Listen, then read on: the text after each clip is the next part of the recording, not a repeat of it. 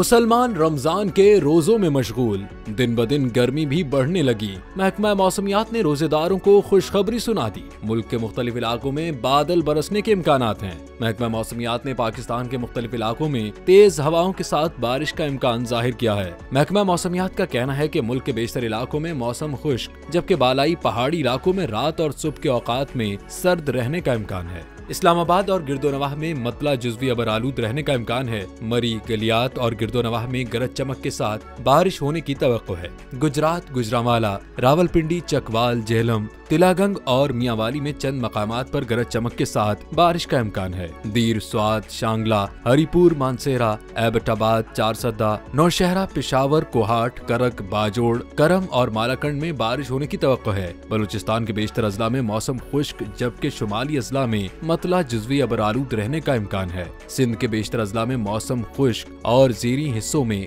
गर्म रहने की तवक्को है।